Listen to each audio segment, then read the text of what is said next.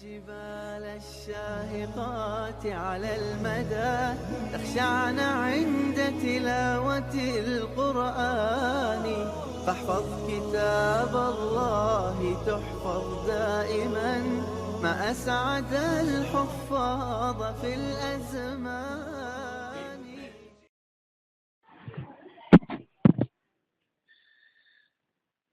أعوذ بالله من الشيطان الرجيم. بسم الله الرحمن الرحيم.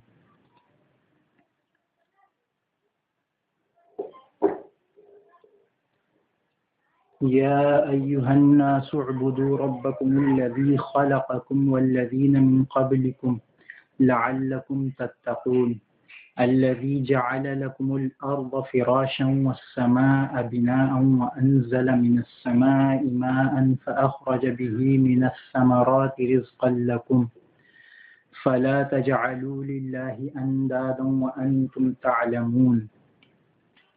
Translation: O men, worship your Lord who created you and those before you, so that you may become God-fearing, who made the earth a bed for you and the sky a roof, and sent down water from the sky. Then through it brought forth out of fruits provision for you. So do not set up parallels to Allah when you know. Sadaqallahu al-Azim. Verses 21-22, Surah Baqarah. Well, in the last lesson we discussed about the characteristics and many things about hypocrites. The last recording got corrupted due to some reasons and student asked about the recording, so he will have a short look on the previous lesson so that we can have it in this recording. The last 13 verses from verse 8 to 20. First two verses were about hypocrites, what they say. The third verse tells us the reason of their saying. The reason was that they have malady, big disease in their heart, and the disease is that they can't see Muslims growing and growing.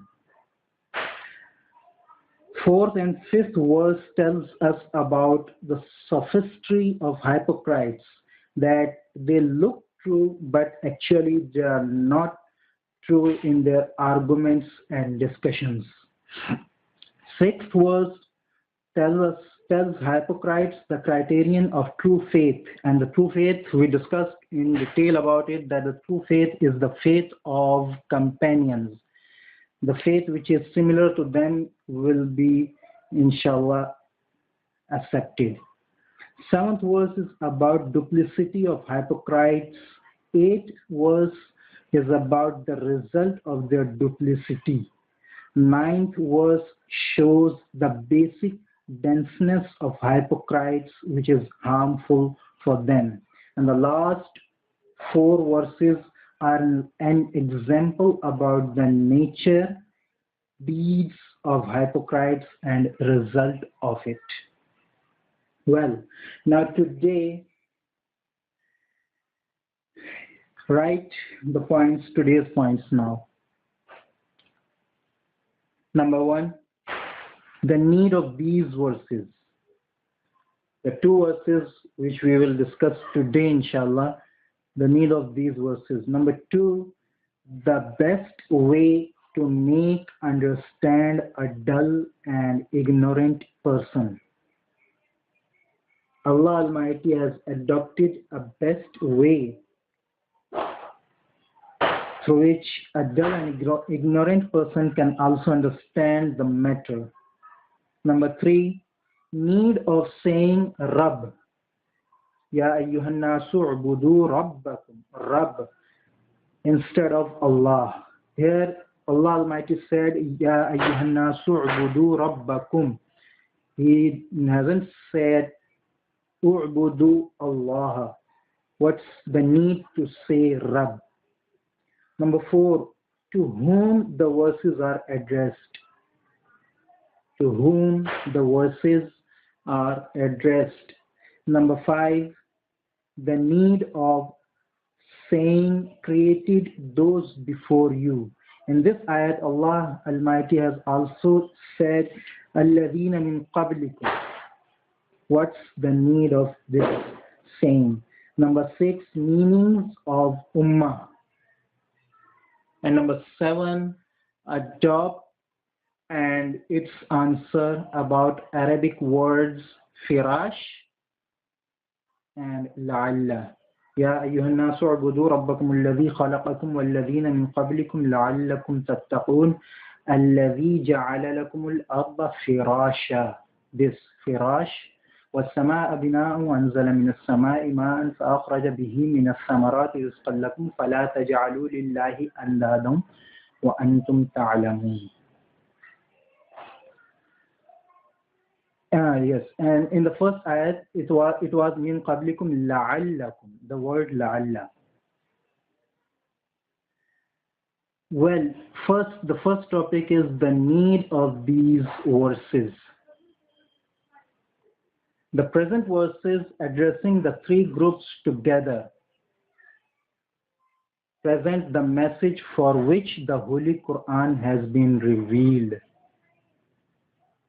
It's a continued discussion about Sirat Mustaqim, that now Allah Almighty is clarifying what's the Sirat Mustaqim, what's the right path, which was of prophets and companions and successors. And that path is that u'budu rabbakum, worship your Lord. Well, here the Noble Quran adopted the best mode of expression, as it is a divine book. So in every place Allah Almighty has adopted this best way, so that an ignorant man and a dull person even could understand the topics.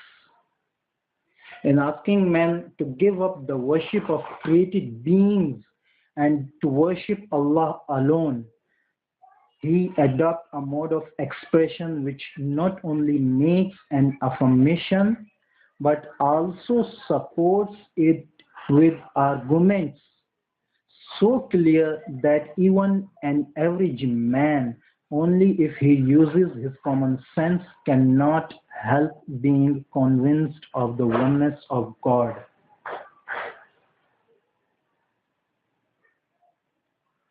This is the best mode of the Noble Quran, so that an ignorant man, a dull person, even could understand the topics.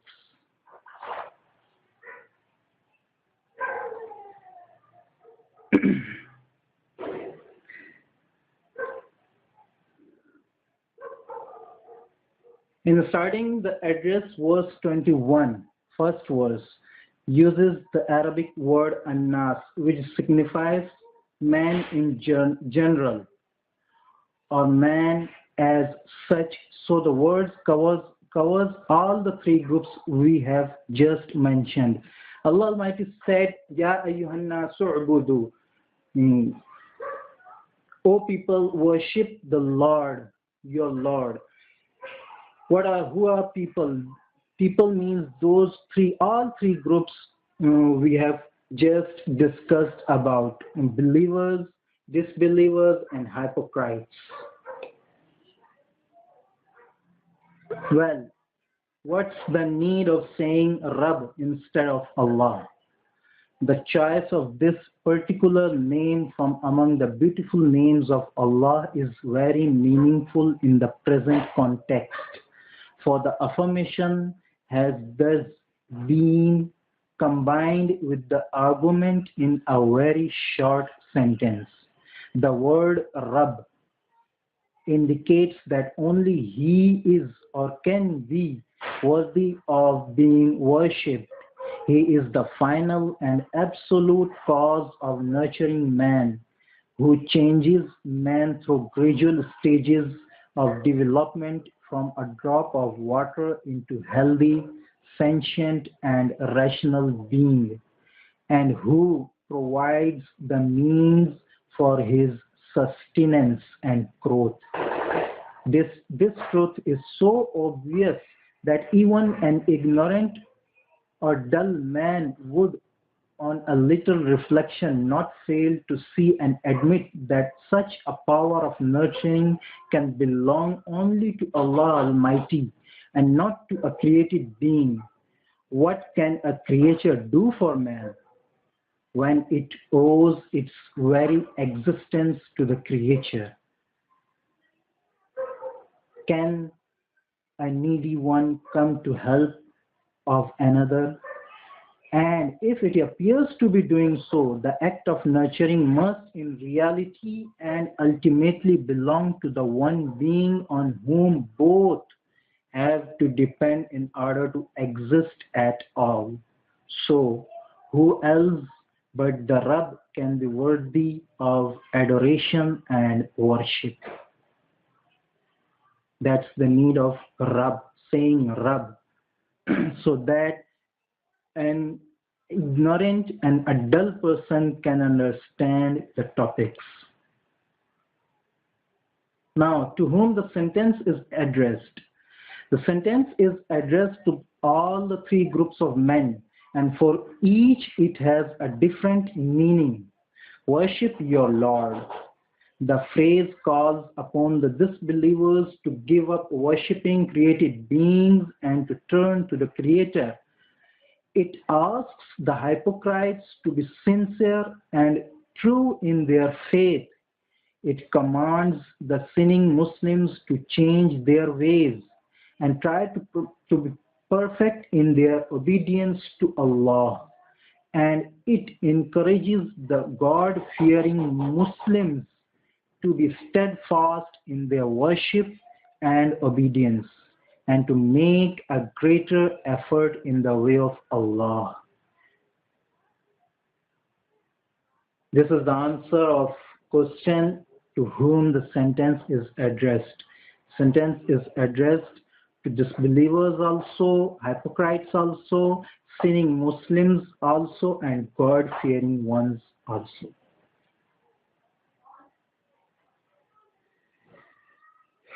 The two verses proceed to enlarge upon the theme by specifying certain special qualities of Rabb, who created you and those before you. This is a quality which one cannot even imagine to belong to a created being, for it can pertain only to the Creator.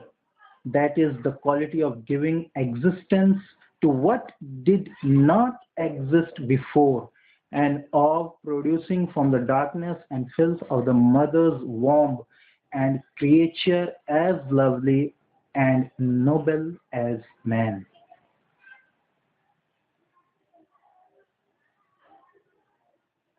Now,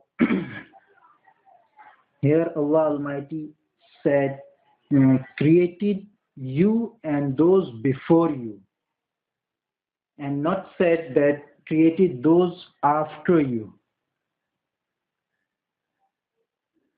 The verse shows that Allah alone is the creator of all mankind. It is also significant that the verse mentions only those before you and not those who will come after you. And through this omission suggests that there will not be any ummah to succeed the ummah of the Holy Prophet sallallahu alaihi wasallam, for no prophet will be sent down after the last prophet sallallahu alaihi wasallam, and hence no new ummah will arise. That's the point to say, just to say those created before you, that this is the last ummah. There will be no prophet after Hazrat Muhammad sallallahu alaihi wasallam, and no ummah after the ummah of Muhammad, peace be upon him. Well, here you should write the meaning of ummah.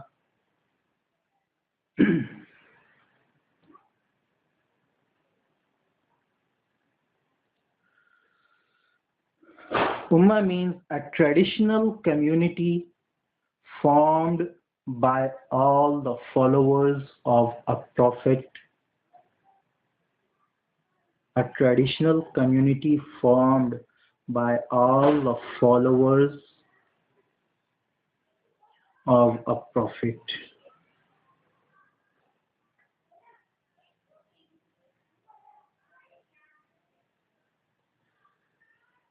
The final phrase of verse 21, لَعَلَّكُمْ تَتَّقُونَ, has been translated here as so that you may become God-fearing. It may also be translated to mean so that you may save yourself from hell, or so that you may guard yourselves against evil. But the point is that one can hope to attain salvation and paradise only when one worships Allah alone and does not associate anyone else with him. That's the point. That you could succeed just when you worship Allah alone.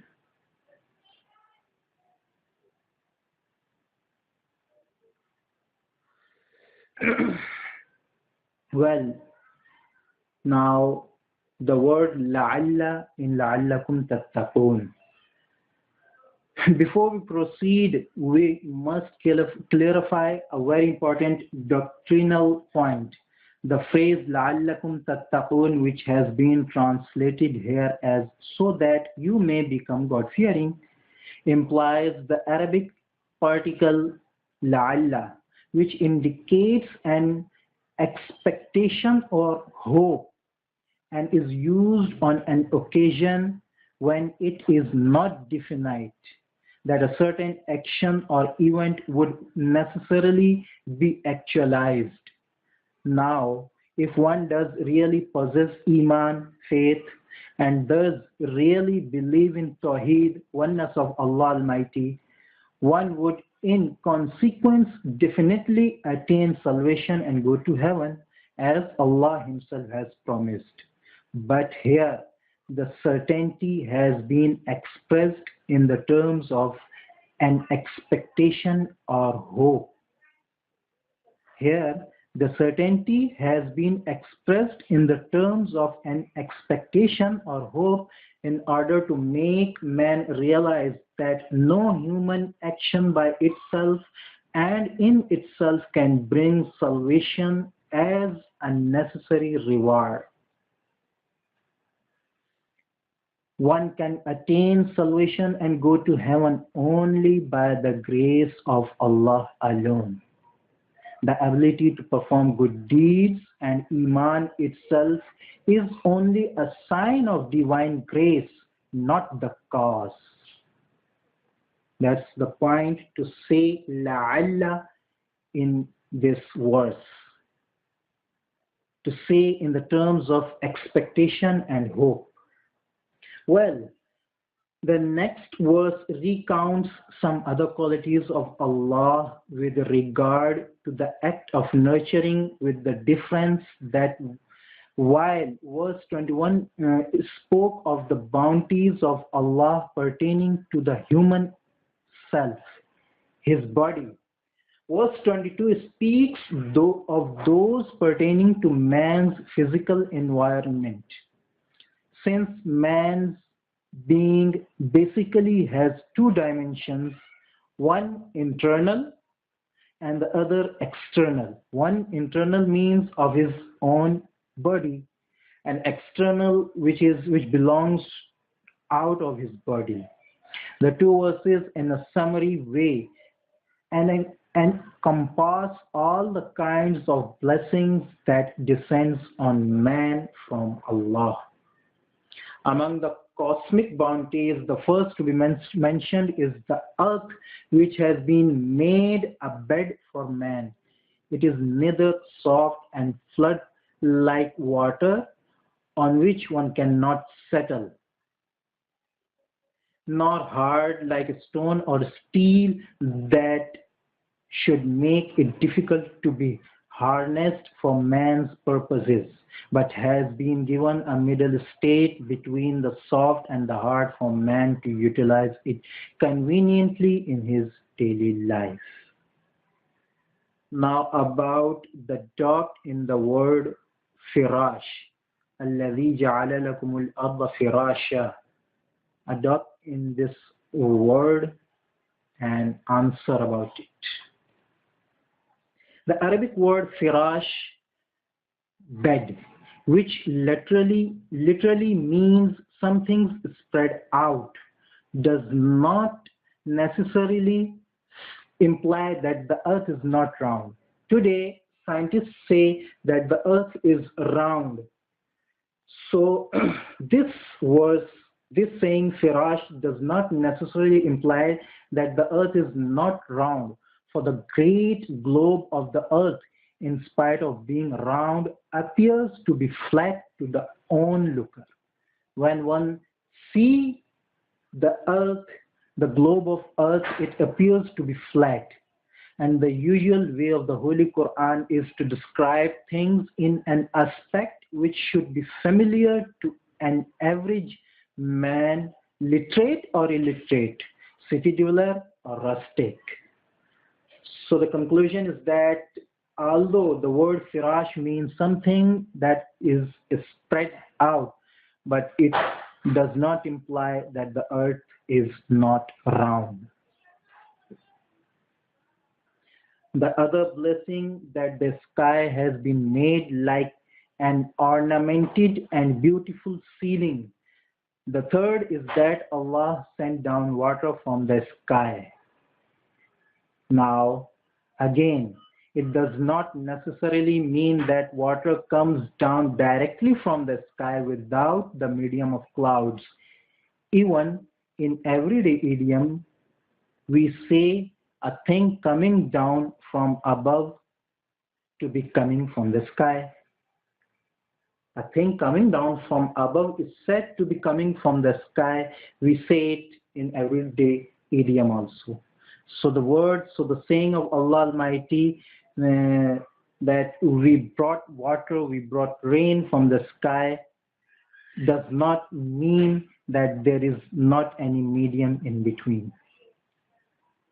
The fourth bounty is to bring forth fruits with this water and to provide nourishment to man from them. Here, the first three of these bounties are of an order which man's effort or action, his very being even, does not enter at all. There was no sign of man when the earth and the sky already existed. The clouds and rain too were performing their functions. As for these things, not even an ignorant fool could ever fancy that all this could be the work of man or an idol or of a created being. In the case of producing fruits and making them serve as nourishment for man, however, a simpleton may, or a superficial view, attribute this to human effort, for one can see man digging the earth, sowing the seed, and protecting the plants. But the Holy Quran has in certain verses made it quite clear that human effort has nothing to do with the act of growing trees and bringing out fruits, for human activity accomplishes nothing more than removing the hindrances to the birth and growth of a plant, or protecting it from being destroyed. Even the water which feeds the plant is not the creation of the farmer. All he does is to make the water reach the plant and the proper time, at the proper time, in a proper quantity. The actual birth and growth of the tree and the putting forth of leaves, branches, and fruits is the work of divine power and of no one else. Says the Holy Quran, أَفَرَأَيْتُمْ مَا تَحْرُثُونَ أَأَنْتُمْ تَزْرَعُونَهُ أَمْ نَحْنُ الزَّارِعُونَ. Have you considered the soil you till? Is it you that give them growth or we? 56:63.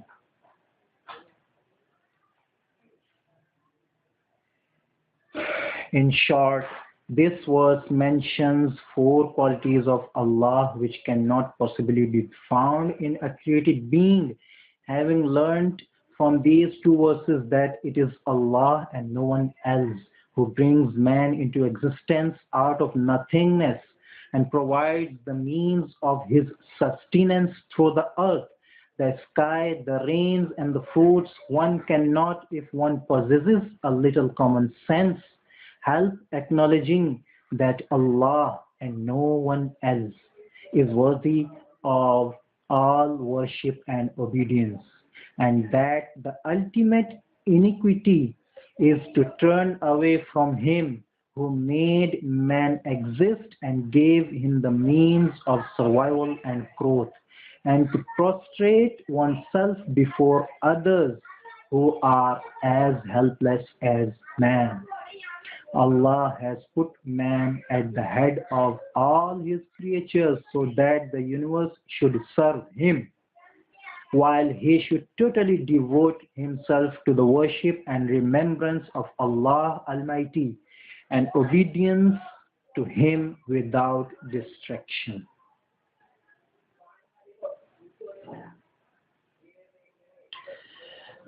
But after all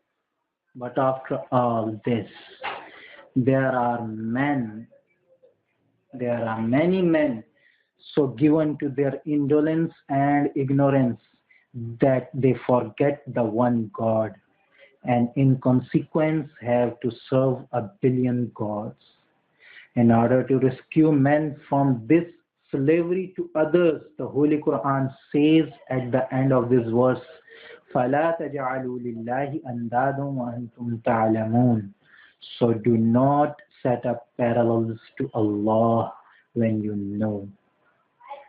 That is to say, once one has understood that in reality Allah alone is the creator and the provider, one will have also understood that no one else can be worthy of worship and of being associated with Allah as an equal or a rival God. So, conclusion of these verses, just in 2 sentences. These 2 verses call men to what is the essential purpose of sending down all the divine books and all the prophets. That's Tawheed, oneness of Allah Almighty, or the affirmation and the worship of one God. That's all for today's lesson. If you have any question, you can ask. Assalamu alaikum wa rahmatullahi wa barakatuh.